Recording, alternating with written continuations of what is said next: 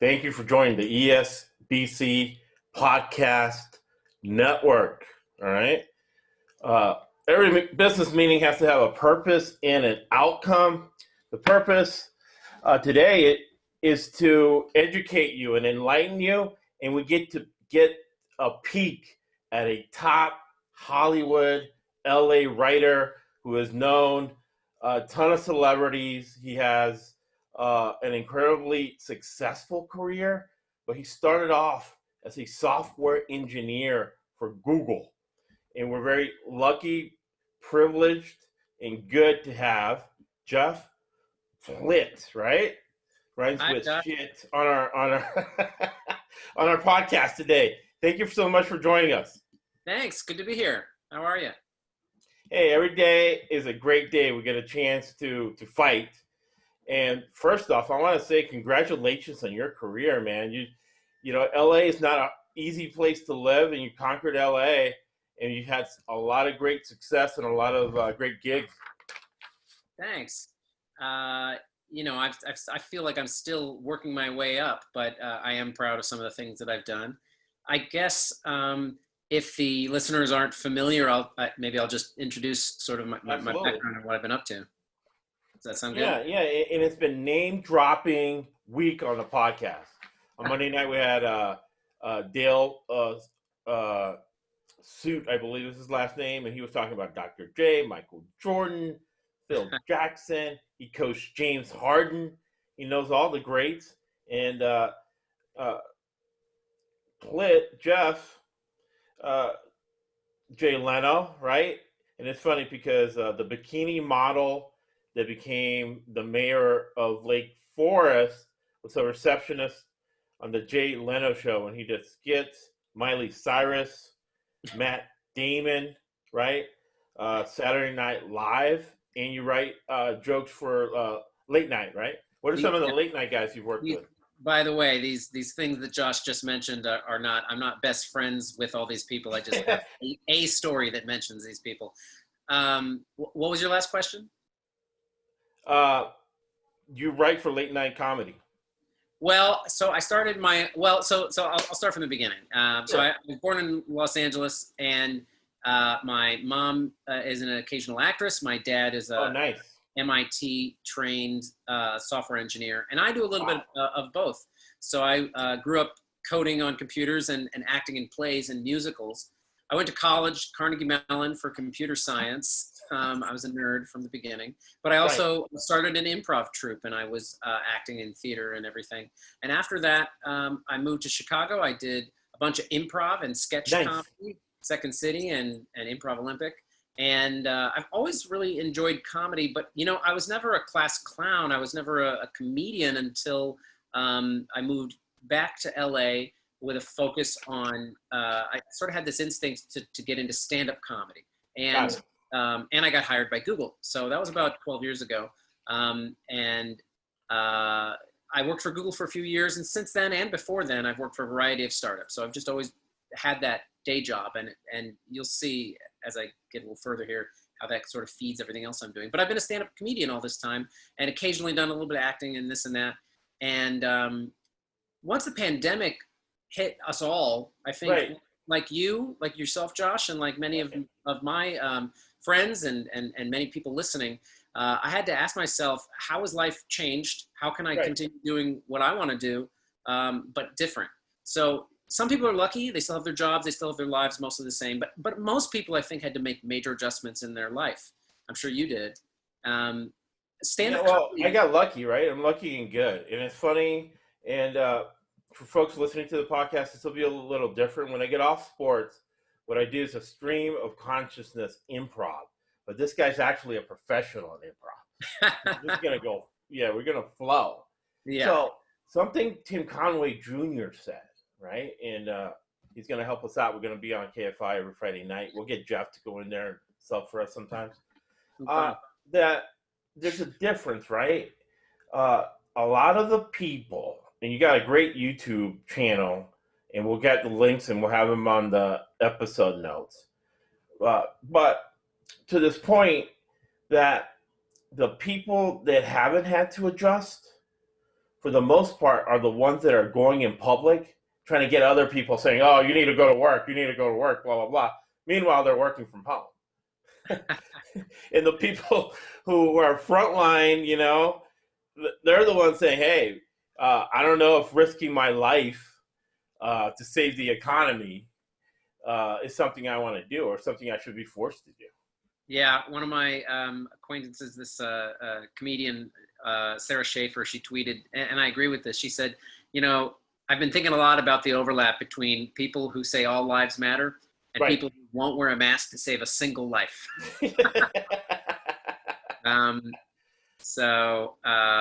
Yeah. So, before the pandemic, I had my own stand-up comedy show, a weekly show in LA that has done Nice. really well. We've had Silverman.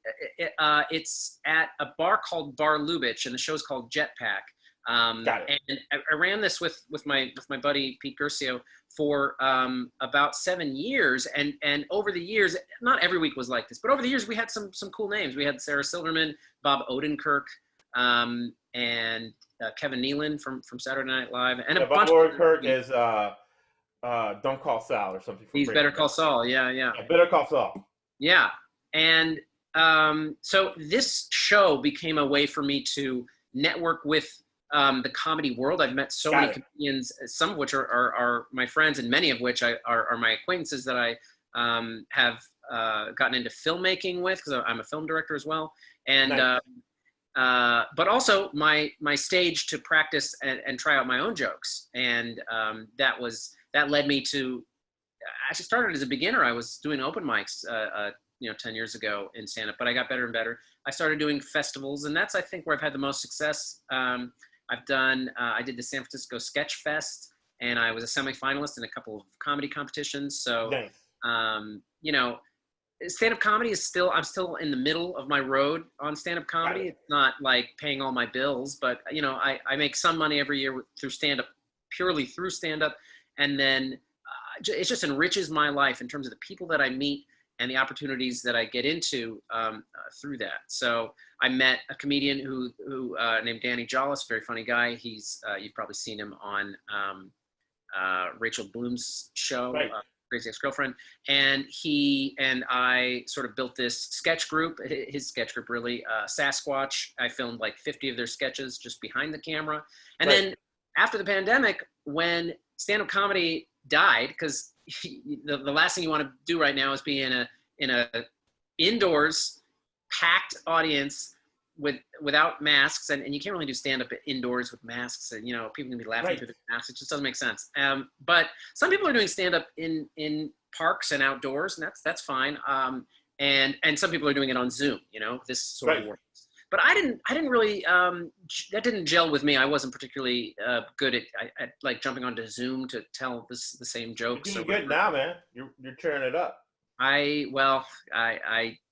My thing, I decided that I wanted to get into late night writing. So a few years ago, I started writing, and the difference is with stand-up, you're writing about yourself. You're writing about your life. You're writing about observations. You want evergreen content, jokes that you can use for years. But with topical jokes, writing for late night, you're writing on this week's news. It's stale by next week or 2 weeks later. So, and so at first I was afraid of that. I never really did that. But then a few years ago, I decided to start doing that. I also realized that my Twitter was kind of, maybe once a week I would have one good joke, and I was like, how can I create more content? And so I started writing jokes about the news and got better and better. And then when the pandemic hit and I was looking for something else to do, I decided, hey, I'm going to start my own late night show. So I have this YouTube show, and I write it every week. I write like 20 jokes. I bounce them off my friends, and they help me filter down to the 10 best ones, and then I film those. Sometimes I do a long piece of story.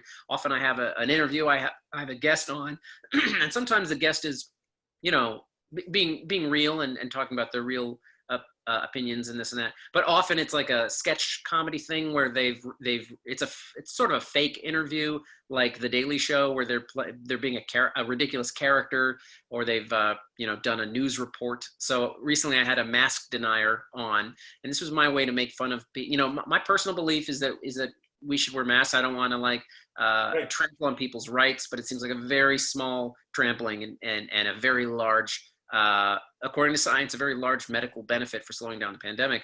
Well, we interviewed a guy who, a friend of mine, he's a comedian, Josh Kovit, and he was being a mask denier, but showing the funny side of it. So it's a very funny interview. And you know, this show is also, for me, it's practice in getting into professional late night. You know, I'm really proud of my show and I'm growing it as much as I can. But on the other hand, I just wrote a writing packet for late night, the Late Show with Stephen Colbert.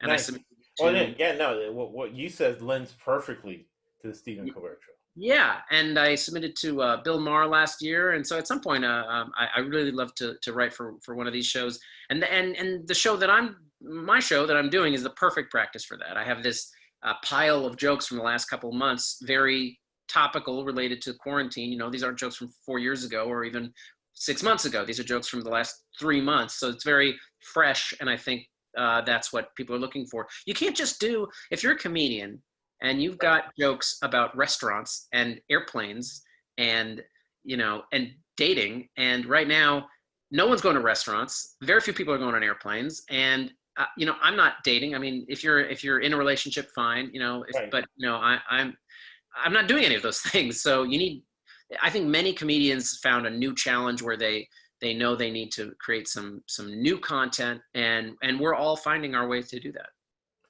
Now, your brain fascinating. My wife's a psychotherapist, but, you know, 70% of business is psychology. And your brain fascinates me as I can see it from your dad, right? You got engineering, and then your mom, the art side, but you're putting both elements of your brain together.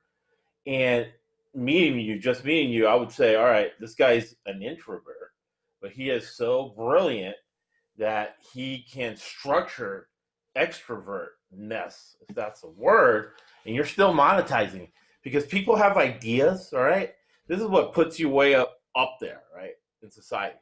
You don't just have ideas, you're executing. You're going out there, you're not thinking about writing a packet for late night, you're thinking about it, and boom, you're sending it, man.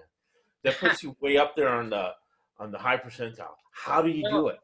Well, I think I learned a lot when I was a kid, let's say in high school. I was pretty academic. I took like 10 AP classes, and I was, right. But I didn't get straight A's. I was always just really drawn to learning the most. So instead of getting straight A's in the non-AP classes, I got, you know, B pluses and A minuses in AP classes, because it was more important to me not to get good grades, but to learn the most. And so I guess I've always been driven by learning. But when I went to engineering school, the thing that all the engineering practices have in common, they call it problem solving. It's like puzzles. It's like every day having a stack of puzzles, and you're going to solve some, you're going to fail at some, but you got to try, and right. Always trying to push yourself slightly more and do better. So, I mean, that's something I bring to whatever I do. Everything I do is like a puzzle. It's like solving something. Even, let's say, filmmaking.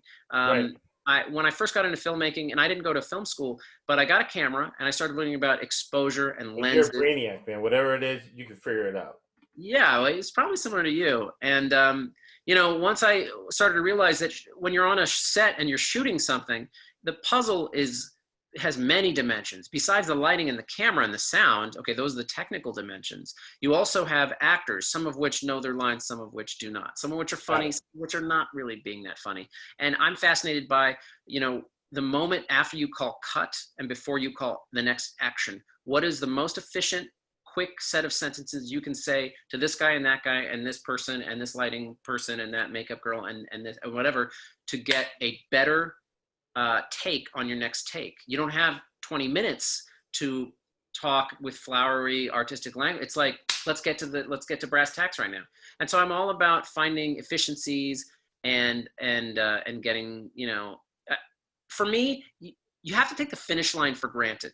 When I had the writing assignment to write to submit to a late night show, I knew I was going to submit something in the end. Right. I didn't say, am I going to do this or not? I said, I'm going to do this, but let's see if I can send a good one instead of a half-assed one. Often I find, especially in anything creative, that what helps a lot is brainstorming. If you start with a so-called blank page, it's intimidating, and it is for me as well. But if you start by saying, let me first map out everything I might pull from. So for this example, I didn't just think what happened in the news this week. I sat down with news feeds and started going through hundreds of news stories on these news feeds and writing down all the ones I was going to pull from that week. And that week it was like Roger Stone got out of jail and which is ridiculous, right? During the George Floyd thing, George Floyd gets the death penalty and Roger Stone gets a free out of jail card. Yeah. And I started writing down lots of different jokes. And then only after I've done all of that, do I step back and go, what are the common areas here where I can build a bigger piece out, a bigger whole out of the pieces? So I'm very deconstructionalist, I get. Some friends call me. That's an engineering mind, which fascinates me. And then I guess so. Business consulting, you have design theory. Yeah. I've always found that if you can deconstruct a problem into its pieces and its parts, even a creative problem, anything from painting to writing novels to poetry, anything your listeners might be into in their creative endeavors, there's an inspiration part of it that is totally right-brained and is totally is hard to nail down and practice, perhaps. But I think there's a 80% of it. There's some famous quote, maybe it's Einstein, maybe it's not, but and the quote is something like, genius is 10% inspiration, but 90% perspiration. And I totally agree. When you're not inspired from inspiration. Yeah. And when you're not inspired, so when I'm not feeling inspired, I have writing techniques that will fill in the gaps and at least get me something. It might not be the most inspired thing, but I'll have some jokes. Or if you're a screenwriter, and you're not feeling a particular scene, you can brainstorm actors' motivations. You can brainstorm premises. You can brainstorm occupations. You can brainstorm ironies. So building and collecting a list of techniques to break you out of writer's block, to sort of let you see things from another perspective, I think is the best way to approach a creative endeavor. And to that end, right? When Joe Rogan talks about the Comedy Store, right, and he talks about being friends with the Wayman brothers, and they sit and they talk. What is that different, right? And I guess Paulie's mom started the Comedy Store. Than what you were describing at the bar. Well, do you mean what is it like to be doing alternative comedy in bars and separate from clubs? In the corporate structure, right? Because now Rogan, I don't know if he owns a piece of the Comedy Store, and now he's big, versus what you're talking about. My first degree was in British literature, right? In Shakespeare, people think about Shakespearean plays, but for the most part, plays were little dramas, or even comedies. They were at pubs, right? They were in front of the pub in the back.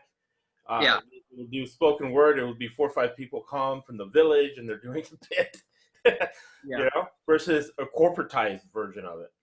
Well, I think Joe Rogan single-handedly revived the Comedy Store. When I moved back to LA 10 years ago, the Comedy Store was pretty dead. There wasn't that much going on. So he brought himself as well as a collection of other comedians there and kind of revived it. And now, at least until the pandemic, it was the hot place to be. But so, for me, I perform in comedy clubs the most when I leave LA, because that's where the most opportunities are. LA is where like thousands of comedians live. It's so competitive. So LA is the hardest place to get onto a comedy club stage, but I still perform at the comedy clubs here in LA about 3 or 4 times a year. But my bread and butter is alternative venues. So for people who don't really know what that means I performed in a yoga studio. I performed in the back of a bar. I performed outdoors in a park. In a comic book shop, even a few times in a large person's home, like downstairs in the basement of a mansion. There's just so many cool places at a music venue. So there's so many cool places besides the comedy club that you can do your comedy. Obviously, if you can get to the comedy clubs, great. But here in LA, where they're very competitive, you try and you don't get booked. You got other places to go. And ultimately, for stand-up, and it's not only for stand-up that I believe this, but let's just take for stand-up. Bouncing your material off of other people is the only way you figure out what's good. So some people I don't know how they do it. Geniuses, they just sit down and everything they write is perfect without showing it to anybody. But me, I need to vet my ideas. I need to bounce them off other people. And with stand-up, there's no substitute for going to an open mic or something like that, whether it's these small little shows. Sometimes I'll do a show where there's just 15 people and in the back of a bookstore. And that doesn't sound that exciting, but once I calibrate and I realize, okay, if I get four people laughing on this joke, that means in this room that worked. And Right. if 0 people laugh, then it didn't. So once I calibrate, I can test my new material that way. And there's always a balance for a performer for a performer who's doing new material all the time, between testing the new material or doing tried and true, because you want to look good. Because when you're testing stuff, a lot of it fails and you don't look as good. But when you're trying only stuff you know that works, you'll look really good, but you won't get the opportunity to test stuff. So what I'll do is I'll balance these two things. If I'm at a comedy festival and there's important people in the room, I won't do anything new because I want to look great. Right. But if I'm at the back of a bookstore and I don't really care about who's there, I'll just do very new stuff. And Right. There's no. Some people ask, how do you get into comedy?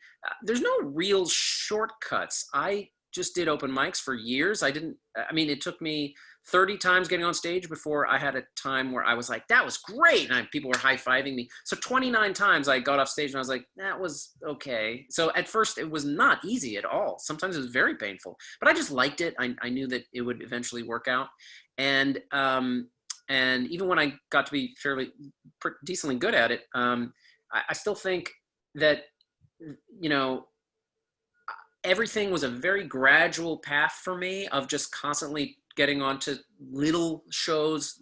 I wasn't jumping onto comedy clubs immediately. I was just doing open mics, doing little shows here and there, submitting to hundreds of festivals, just always trying to find a place to find an audience, test out my material, and eventually you accumulate the jokes that work. That's awesome. That's awesome. You're a process guy. So you're teaching the audience, as we're educating people get through life, how to come up with a process, to plan and execute. I want to backtrack to Google and diversity, but Okay. shame on me, right?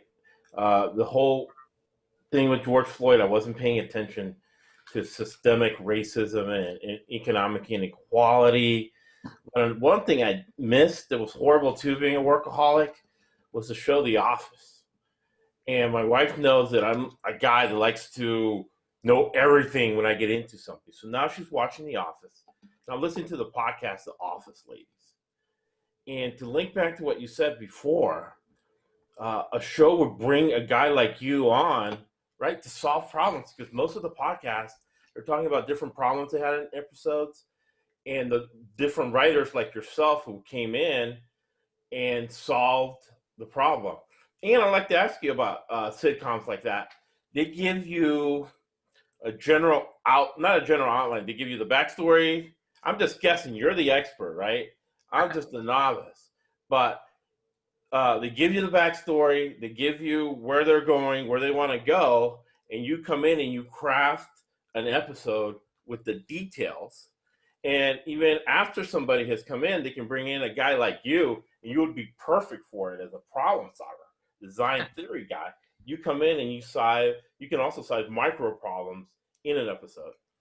Yeah, I think that writing staffs for sitcoms have some very interesting challenges they're solving. First of all, the showrunner has to establish the season arc, so they know what are the big things that are happening in the season premiere, in the season finale, and what is going on in the middle to get us there. Because if you don't make those decisions and you let individual writers go and write the episodes and they don't connect, the audience is going to know this is all choppy, this isn't working. You need to see a season arc. And then often they will take pitches from their staff writers for episode ideas, or sometimes they will lay out the episode ideas, but then they'll farm out each episode to a different writer on their staff, but it doesn't end there. So and I think most good writers do kind of use outlining, so they know the basic points of, what is the beginning of this episode, where does it end. Before they start writing the dialogue, they know each scene. Why is this scene here? Each scene scenes shouldn't just be there to be funny. Scenes are going to show you something about a character changing. They need a dynamic aspect to them. And finally, I think if they bring in a comic such as, I've done this a few times, I've punched up scripts, I like that challenge too. So Right. whether you're a writer who's given a season arc and now you have to pitch episode ideas, or you're given the episode idea and now you have to write out the script, or you're given a script and you have to make it funnier. I think you can all, I love, it's almost like sculpture, anything where you're adding material but also carving and taking away. That's what writing is like. It's kind of like painting or sculpture where, I can add a joke here, but I can also make something funnier just by trimming or cutting something that wasn't funny. The whole gets funnier. So I do enjoy that. Yeah. So I imagine you got a script going too, right? I've written some You scripts. sound like me. You're like an entrepreneurial ADD where you have all these projects there, but you're smarter than me because you have an engineering mind and you have a whole process and a list you're going through. Well, I don't know about that, but yeah, my thing is joke writing. I really mostly love writing the short jokes that like a comedian tells at the beginning of a late night show, the monologue where they're talking about the news. I do enjoy. What's that? I'm fascinated by that. And then the Trevor guy from South Africa, he does such a great job. Yeah, Daily Show, Trevor Noah. Yeah. And I do write sketches. I haven't really done too much screenwriting on my own, but I've written some screenplays with friends, and I love story structure. It's just another like puzzle for me to solve. So right. Yeah. And let me throw to you this, right, from my English background. Does all comedy come from tragedy? Well, it can. I think comedy comes from a handful of places. I think I'm gonna save my specialty, which is written jokes, for last. Let's talk about the other things. Comedy can come from character alone. So a funny voice, an impression. Sometimes that's like the analog version of comedy. And absolutely, a funny voice or an impression, something about someone's voice or personality, what's coming through in the performance alone, can absolutely be funny and make you laugh. But I find that is like inspiration, where you either have it or you don't, and it's like a lightning bolt. Like take something like someone like Chris Farley or Eddie Murphy, or someone who's just explosively funny in every moment of their life. And yes, if you have it, great. But if not, what do you do? Well, for me, the other ways to approach comedy is through writing. So I mean, with stand-up, you got observations, and with scenes, you have jokes and this and that, or scenes, you have dialogue and this and that. But for me, the soul of a joke is irony. So whatever you introduce in the setup has to be perfectly matched in a surprising way by the punchline. So like, there's a joke I did this week where I said, there was a story of Amber Heard and Johnny Depp. I don't know if you've been following this, but Johnny Depp. Yeah, no, I saw that on your webpage. So they're in court and they're saying ridiculous things about peeing and pooping in the bedroom. And so basically, Amber Heard claims that, or Johnny Depp claims that his ex-girlfriend Amber Heard pooped in the bed. And my joke was, it turns out the alleged poop was just a DVD of Pirates of the Caribbean 4. So I mean, I'm making fun of his movie. I'm also sort of sharing the news with the audience at the same time. But in the end, my punchline wouldn't work if I didn't say the setup first. So the setup is the perfect and most efficient and minimal sort of alley-oop that gets the guy to actually put the ball into the hole. So that's what I love is the perfect. Me, right? No, something you brought up. People that are the same on camera as they are off camera. I'm sure you have comics that just know how to turn it on. But then you have the HBO shows like Insecure and Curb Your Enthusiasm. Is Larry David the same way off camera as he is on camera? It really seems so. I think he is, yeah. So, yeah, I think that if you combine, someone who's a good performer with great writing, then that's the ultimate comedic combination outcome, yeah. So were you at Google when the Google Manifesto came out? What's the Google Manifesto? The Google Manifesto, it'll be very interesting, something you can do a show on. And the guy's still out there. I will send it to you. So the Google Manifesto. 2010, so it was a while ago. Oh, okay. Well, the years are running into, when you get as old as I am, the years start running into it. It seems like yesterday. Because people get diversity wrong. They think it's race, gender, disability, but it's also discipline. You're disciplined as an engineer, and then your mom in the art world. So you're an incredibly diverse guy, and you were born in LA, grew up in Chicago, and now you're back in LA. Very, very diverse, and you own your own businesses, and you got all these things going on. You're a very, very diverse individual. So what the Google Manifesto said, and now I'm writing for you. Now I'm pitching you some writing. Google Manifesto said, basically, I'm boiling it down, and I'll send it to you, that an engineering group like you have, let's say you bring 7 guys and you guys go on a project. He said that he would never hire a black lesbian, because what does a black lesbian know about math? That's what that's in a nutshell the Google Manifesto. Because and it's very interesting, right? Because when you said you were a Google engineer, that's the first thing that came to my brain, right? Was the Google Manifesto, and you've worked with guys like that, right? When I was at Google, it was a very diverse place. I mean, gender and race. I mean, very diverse race-wise, somewhat diverse gender-wise, and very diverse politics background, ideas, and age. Do you have any African American or female bosses? There were. I had definitely African American and female colleagues. I didn't happen to have a boss that was, but I had a Hispanic boss, I believe, and plenty of colleagues that were, gender and racially diverse. And I think what was really cool about Google is. And you still work for them, right? So we don't want to say anything bad about Google. I don't work for them. I work for them for information. Yeah. I worked for them for 2 years. I haven't worked for them for about 10 years now. Okay, so we can talk about Google. But I only have positive things to say because I think they're, by being at the top, but they had this motto, don't be evil. And got it. Some people disbelieve that and think that they are an evil company. But I actually found that most of the time that motto was used in practice. They're just one of the only places I think that really uses top-notch engineering and sort of math to solve problems with minimal user interfaces. I think most companies either the products become too complicated, or they just aren't doing a smart enough, cool enough problem in the first place. But Google takes extremely difficult problems and solves them, and keeps their interfaces beautiful. And anyway, when I was there, some of the cool things about working there is that they have a lot of perks. So besides, there's like 2 meals and snacks just for free every day.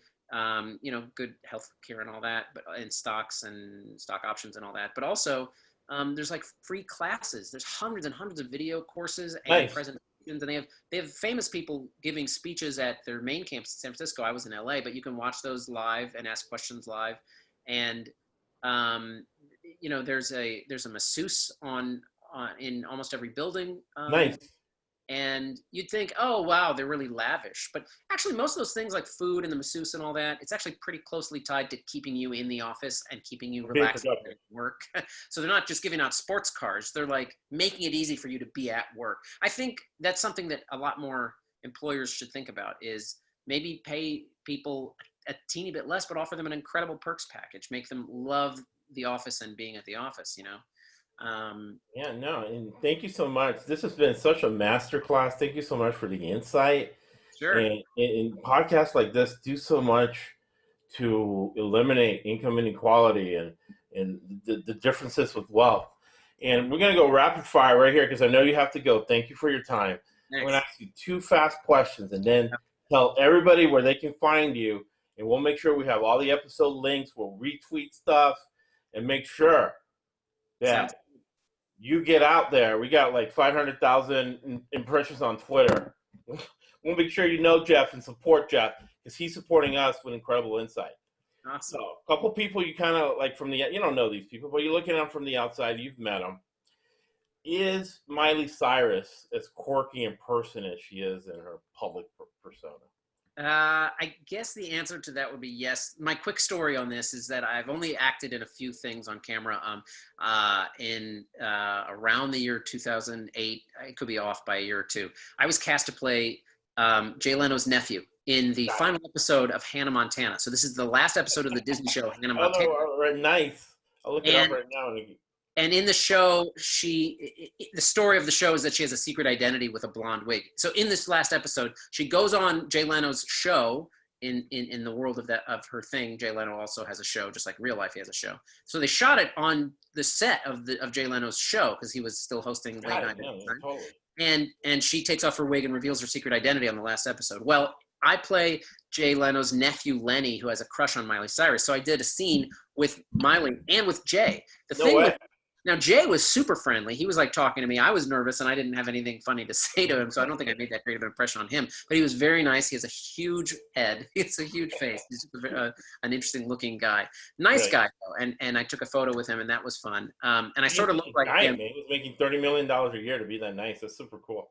Yeah. And I sort of looked like him if I put my jaw out like, hey, what's going on? But Miley Cyrus, this was before her whole music career, right? She was still a little Disney actress, and she had her own makeup, hair, and wardrobe people that she didn't share with anybody else on the set. Even the other lead actors, she didn't share them with. And she certainly didn't say anything like hi to me or anything like that. She was in her own world. But furthermore, she didn't even act in the scene opposite me. I didn't get to actually meet her. I was just in the room 10 feet away from her because she did her shots and then she went to go like tweet or something while I shot my side. So it was amusing, but it was fun. And you can find this on the internet. If you search for my name and Hannah Montana, I actually have a video where I edited just my moments. It looks like I'm starring in the show or something, but I'm not. It's so that's definitely fun. Put a link to that on our website as well. You could, yeah. That's increasing. And does Matt Damon have anger issues? He always seems angry to me, even though sometimes he'll play a comedic role. He still has like that underlying kind of darkness behind him. Right. I'll tell you that story. It's a quick one. He doesn't have anger issues. He's the nicest guy. So I'm running my comedy show at a bar, and it's a popular bar in West Hollywood. So sometimes celebrities come in. I had previously bumped into the guy who plays McLovin from Superbad there, and I bumped into Jimmy O Yang from Silicon Valley there. Anyway, I had already gotten off stage, and in the back of the bar, there's a guy kind of talking loudly, and so he's starting to interrupt the show. So I go up to him because this is one of my duties by running a show. I'm the guy who has to go tell someone to be quiet. And I notice this guy, it's really dark, but I noticed that he looks sort of like if Matt Damon had a fat, bald brother, because he was like bigger than Matt Damon and he was bald. Right. And so Matt Damon doesn't look like that. And so I said, hey, man, can you just be quiet for a few minutes? And he's totally nice. He's like, oh, yeah. And he's nice and quiet and watches the rest of the show.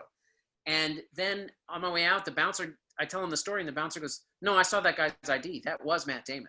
Yeah, so it turns out that he wasn't fat. He was actually really buff and muscular under his jacket because he was in that movie Elysium, and he wasn't bald. He had shaved his head. If you remember, that was a movie where he went to Mars, and he was jacked, he's super buff, muscular, and had shaved his head.